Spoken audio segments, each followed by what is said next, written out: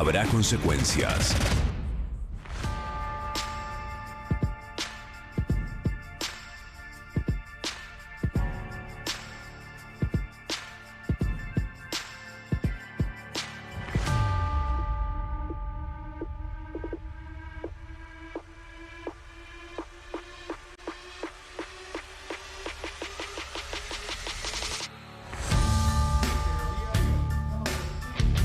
Bueno, y ha salido la inflación de abril en la ciudad autónoma de Buenos Aires y fue del 2,5, lo que muestra, como decía Fer Alonso hace minutitos, una desaceleración frente a la inflación de marzo, que había sido del 3% de Karina, un número que es difícil de olvidar. Quiero que pasemos justamente a ver un poco, bueno, qué fue lo que más aumentó en abril en la ciudad autónoma de Buenos Aires, con un nivel que el gobierno dice, bueno, 2,5% está por debajo del 3%, debería ser algo positivo.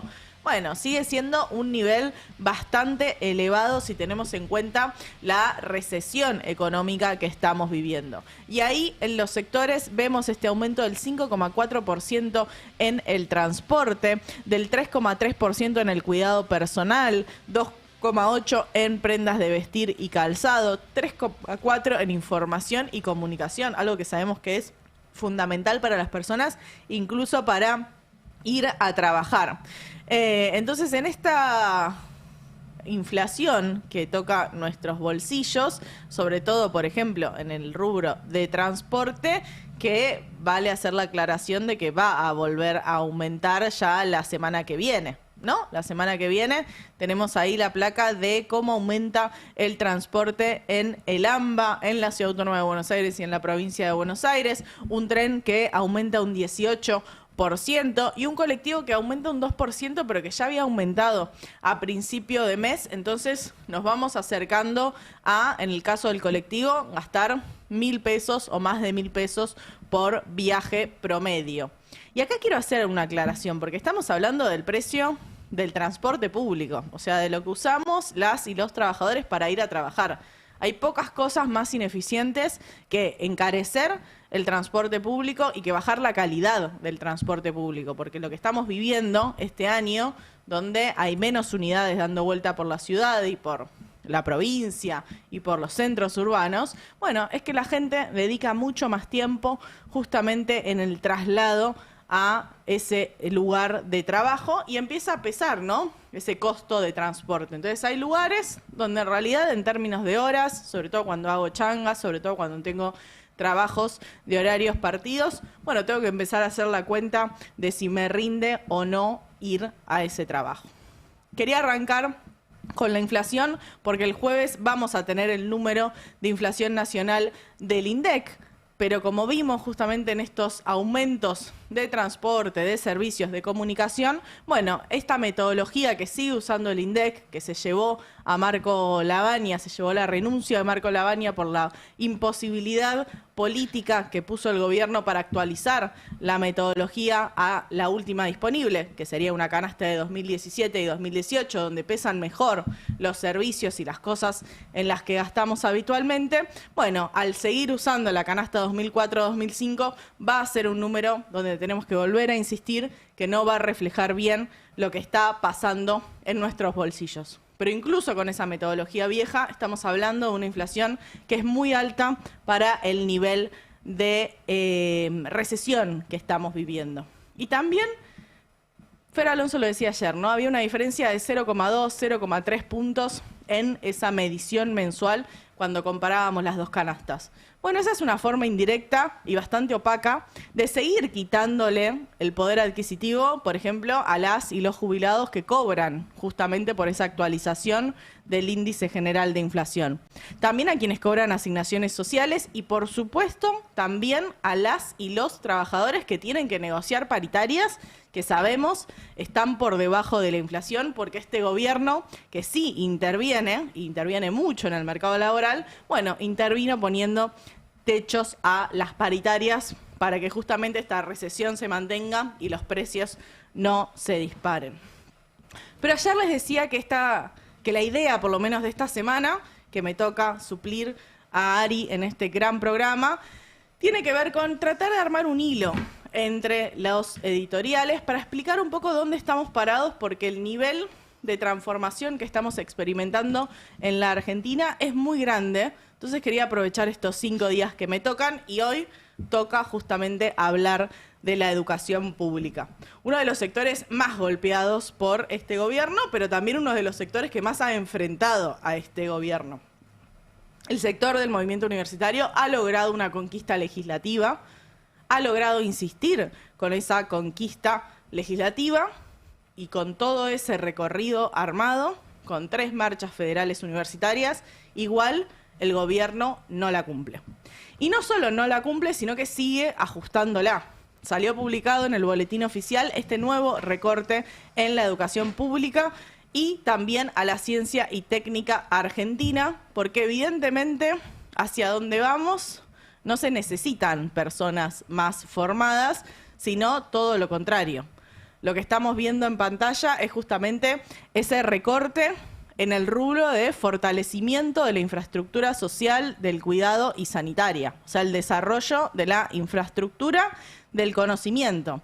Y vemos, por ejemplo, a la Universidad Nacional de La Plata como una de las más afectadas, pero un montón de universidades como la Universidad Nacional de Loma de Zamora, la del Nordeste, de Río Cuarto, de Villa María, la Universidad Nacional de las Artes, la Universidad Nacional de Avellaneda, la Universidad Nacional José Clemente Paz y la Universidad de Rafaela, además de la General San Martín y la de Entre Ríos.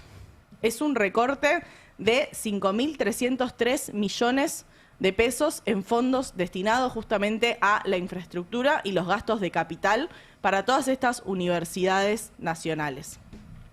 Y vemos que este ajuste en el ámbito universitario se da principalmente en la eliminación de estas partidas, que cuando se habla de infraestructura se habla, por ejemplo, de que hay universidades que hace 2 años no usan el ascensor, y no lo usan porque no tienen la plata suficiente para pagar el mantenimiento de ese ascensor que sirve para que personas con movilidad reducida puedan ir a cursar. Entonces esas personas con movilidad reducida tienen que hacer todo un aparataje, un trámite burocrático para tratar de cursar en la planta baja y poder seguir yendo a la universidad. Universidades que no se pueden calefaccionar, estamos hablando ahora empezando justamente este clima frío. Universidades que tienen que ir apagando las luces, tienen que ir recortando servicios básicos porque el gobierno sigue recortando partidas, no solo no cumpliendo la ley de financiamiento, sino también recortando esas partidas. Entonces esos gastos de infraestructura y gastos de capital, bueno, son gastos que va a haber que hacer en el futuro para recomponer justamente las universidades que supimos tener. En esta placa que sigue, que es el gráfico de la inversión en educación, lo que vemos en este estudio que hace el Instituto Argentina Grande, tiene que ver con cuál es el gasto devengado en las universidades nacionales. Y lo que hace es comparar todos los años desde 1995 hasta el 2026. Y lo que vemos es que nos llevaron 19 años para atrás. En esto que habíamos construido en términos de las universidades nacionales, en todo este crecimiento que se ve desde 2003 hasta el 2015 y luego con idas y vueltas, bueno, este gobierno nos lleva de vuelta al 2007 en términos de la inversión en esas universidades nacionales. Y por eso es que marchamos hoy en todo el país, porque justamente la estrategia es la de vaciar estas universidades públicas, gratuitas y de calidad. Siguen con el plan de eliminar estas universidades y lo hacen a través de la licuación de los salarios y haciendo que los docentes o tengan que buscar ingresos complementarios, como fue el caso de Nicolás, que hace Uber, además de dar clases en el CBC de la universidad, o directamente que se vayan a otros países o que se vayan a trabajar en otros empleos. En el gráfico vamos a ver la evolución del salario básico de un docente universitario titular con dedicación exclusiva. Dedicación exclusiva no puede trabajar de otra cosa que no tenga que ver con docencia e investigación. En noviembre de 2023, en precios constantes, digamos, si lo comparáramos ahora, estaría ganando 2.415.000 pesos. Podemos hablar si ese es un sueldo digno o no, pero seguro que es un sueldo más alto de 1.582.000 pesos, que es lo que cobra efectivamente en abril de 2026 un docente universitario titular con dedicación exclusiva. Es un cargo que se concursa, es un cargo que es muy difícil de obtener y es un cargo que paga 1,5 millones de pesos por mes. Y pasa con todo el universo educativo, tanto docente como no docente. Por eso, en la siguiente placa, que vemos la evolución ya no solo del salario docente universitario, sino también del personal no docente que hace a la universidad, porque tiene que ver con, bueno, el personal administrativo, tiene que ver con el personal de limpieza, tiene que ver con todo el personal que sostiene la universidad más allá de los docentes. Y lo que vemos es un gráfico que es de esos gráficos bastante fáciles de leer, porque si en noviembre de 2023 ponemos el punto de inicio, el 100, bueno, ahora estamos en 65,8%. Cuando usamos la inflación del INDEC, perdieron 35% de su salario. Y cuando usamos la inflación actualizada, volviendo a la discusión anterior, bueno, ahí perdieron más de 40% de su salario en relación a noviembre de 2023, en relación a hace menos de 3 años de lo que está sucediendo. Y también hay que hablar ya no solo de las universidades, sino del ajuste que está teniendo toda la educación. Porque en esta publicación que salió en el boletín oficial, recortando subsidios, recortando partidas en esta búsqueda del gobierno por mantener el superávit fiscal, por mantener esta bandera del superávit fiscal, también se recortó el plan de alfabetización. Se recortó prácticamente la totalidad del plan de alfabetización. Y el plan de alfabetización fue una política de este gobierno. Una política de este gobierno que en 2024 armó este programa. Voy a leer textual el porqué de este programa y dice: para que todos los niños puedan leer su presente y escribir su futuro. Eso era lo que decía el gobierno de Javier Milei en 2024, cuando sacó este Plan Nacional de Alfabetización, que eran básicamente transferencias directas a provincias para nivelar el acceso a la educación primaria. Estamos hablando del acceso a primer, segundo y tercer grado. Eso es lo que terminó de cerrar y terminó de desfinanciar este mismo gobierno en el boletín oficial. La motosierra también cayó sobre el Fondo de Compensación Salarial Docente, eliminado por completo porque le quitaron los 8.929 millones de pesos que tenía. Y tampoco se limita únicamente a la educación. No es solo la universidad, no es solo la educación pública en general, sino que es también la ciencia y la técnica, el área de ciencia y técnica, donde justamente, bueno, esos investigadores, esos profesionales trabajan en pos de un modelo de desarrollo o trabajaban en pos de un modelo de desarrollo. Lo que estamos viendo en pantalla es ese cuadro de recorte presupuestario donde se recorta en el CONICET, se recorta en la Comisión Nacional de Energía Atómica, se recorta en la Comisión Nacional de Actividades Espaciales, en el Instituto Nacional de Tecnología Agropecuaria, el INTA, el Instituto Nacional de Tecnología Industrial, el INTI, la Agencia de Investigación y Desarrollo y la Secretaría de Innovación. Estamos hablando, de nuevo, de un cambio estructural, no solo en la economía argentina, sino en su plan de desarrollo. Estamos pensando hacia dónde va esa economía argentina. En el siguiente gráfico vemos una evolución, ¿no? Esto de la ciencia y la técnica, esto de dónde la Argentina está pensando posicionarse, en qué sectores estratégicos y en cuáles no. Vemos la evolución de 2015 hasta el 2026, de cómo fue evolucionando esa partida en ciencia y técnica. Y si comparamos el 2023 con el 2026, vemos una caída del 50,6%. O sea, se gasta la mitad, se invierte, mejor dicho, la mitad en ciencia y técnica desde que Javier Milei asumió como presidente de la Nación. Y por eso quiero volver con lo que hablamos en el editorial de ayer, porque esto es parte del plan.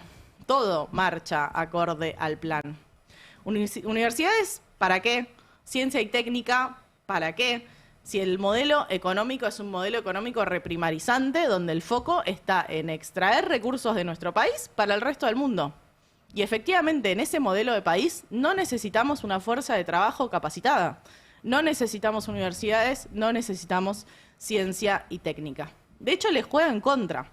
Porque estas personas que se forman en la universidad pública, gratuita y de calidad, van a presionar más en un mercado laboral que no los puede absorber. Y es lo que le pasa a gran parte de los profesionales que hoy en día se quedaron sin trabajo. Y no quiero hablar solo de los profesionales de cuello blanco, no quiero hablar solo del caso como Nicolás, docente de la Universidad de Buenos Aires, que tiene que hacer transportes en Uber, Cabify, como le pasa a gran parte de los trabajadores que buscan un ingreso complementario, sino que quiero hablar también de todos los trabajadores que tienen conocimientos súper específicos de su trabajo obrero, de su trabajo industrial, y que ahora se desperdicia su capacidad productiva, pedaleando en una bici o manejando un auto todo el día. Porque efectivamente hay que empezar a unir estas cosas, porque Milei va por todo. Y no es solo Milei, es este proyecto de país, sea Milei o Patricia Bullrich, es este modelo económico del desarrollo. Y es necesario y muy importante que empecemos a unir estas luchas y entender que cada una de ellas nos toca a todos y a todas. Tenemos el video de uno de los trabajadores que fue echado en una fábrica el día de ayer y que habla y reflexiona justamente sobre esta cuestión. Van por todo y es la hora que despierte el pueblo. El pueblo tiene que despertar porque vamos a quedar peor que el 2001. Esto van por todo. La motosierra fue para nosotros, muchachos. Yo miraba a los compañeros de FATE por la tele, no soy sindicalista, no soy nada, soy un obrero. Miraba a los compañeros de FATE por la tele y no me importaba porque no me tocaba. ¿Hasta qué pasó? Nos tocó, muchachos. Despierte país, que van por todo. Despierten país.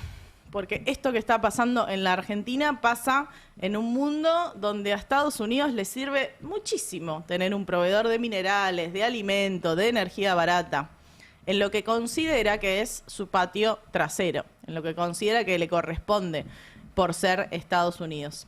Por eso el apoyo, ¿no?, a la gestión de Javier Milei o a la gestión de una futura Pato Bullrich, ahora que Trump está con la cabeza, bueno, muy partida por el conflicto de Medio Oriente, un conflicto que no termina de resolver, y de hecho ayer decía lo siguiente. Muy simple, Irán no puede tener un arma nuclear y no la tendrá. Y no querrían llegar tan lejos. Ellos piensan que me cansaré de esto o me aburriré o que tendré alguna presión, pero no hay presión en absoluto. Vamos a tener una victoria total. En teoría ya hemos tenido una victoria total desde el punto de vista militar. Insiste con querer cerrar esta guerra y asegura tener un plan. Yo cuando veía esto pensaba, bueno, asegura tener un plan como Caputo asegura que se viene el mejor segundo semestre por segunda vez en menos de 10 años en la Argentina.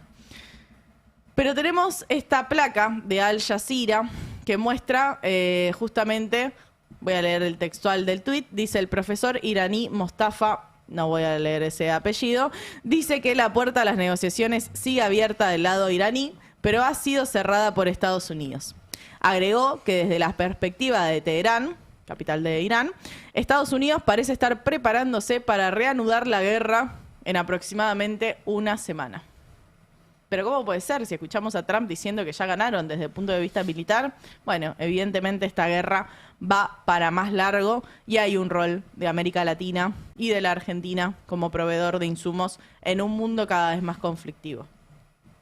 Y más aún, ¿no?, en este escenario de complicación internacional, más allá de la volatilidad de la bolsa que un día sube y otro día baja y parece que no se adapta a una realidad donde el petróleo está arriba de los $100 y eso vaticina, anticipa una contracción económica en todo el mundo, que Caputo sabe, porque Caputo sabe mucho de finanzas y por eso patea la pelota para adelante y habla ya del segundo semestre comprando unos meses, comprándose los meses de tranquilidad porque por ahora está la cosecha gruesa, entonces patea la pelota para adelante. Después veremos quién rescata nuevamente a la gestión Caputo y al gobierno de Milei. Pero lo que queda claro es que este es un modelo que no cierra ni siquiera expulsando la cantidad de personas que expulsa de los circuitos formales, un modelo que no necesita, que no nos necesita mirando para otro lado, peleándonos por el presupuesto de las distintas universidades, como si lo que se gastara en las universidades de arte fuera lo que le falta a las universidades de exactas, por ejemplo. Y acá, Paloma, estudiante de la querida Facultad de Ciencias Económicas, donde a mí también me tocó transitar, lo explica mejor que yo. ¿Está politizando o partidizando el reclamo que se han subido distintos dirigentes políticos hoy de la oposición y que ustedes son parte de eso? Mira, político es, porque creo que estamos discutiendo el futuro del país, tanto productivo, de desarrollo, o sea, no es algo ajeno a lo que pasa a la realidad nacional, y esto nos afecta no solo a los docentes, investigadores como soy yo, sino a todos los estudiantes. O sea, también estamos transitando por un recorte fuertísimo a las becas Progresar, que siguen congeladas en 35.000 pesos. La discusión es política, me parece que no es una mala palabra tampoco. Si la cuestión es partidaria, me parece que es desviar la discusión. Me parece que es una chiquilinada incluso, y que no se está pudiendo discutir lo verdaderamente importante, que es que a este ritmo estamos perdiendo más de 11 docentes e investigadores por día, y que la verdad es que la calidad educativa va a caer estrepitosamente. La UBA es la mejor universidad de América Latina, y con estos niveles de financiamiento no va a ser así. ¿Universidades para qué? Es el título de este editorial, y no quiero cerrar sin dar, o por lo menos intentar dar, una respuesta. Universidades para la Argentina de la movilidad social ascendente, universidades para el proyecto de país desarrollado y con la gente adentro que necesitamos y deseamos, y por todo esto salimos a marchar en la 4ª Marcha Federal Universitaria, hoy a la tarde, en todo lo largo y ancho de este hermoso país. Dije muchísimas cosas en este editorial, como siempre, pero quiero conectar todo esto con algo que no se termina de explicar bien, que tiene que ver con lo bursátil, con lo financiero, Fer Alonso, en esto de que, ¿cómo puede ser? Si parece el escenario que se va a recrudecer la guerra, ¿cómo puede ser que haya una gran jornada bursátil? No entiendo nada. Y estas son las cosas que festeja el mercado, ¿no? Digo, Sí. Ayer el gobierno anunció un recorte de 3 billones de pesos en los gastos públicos.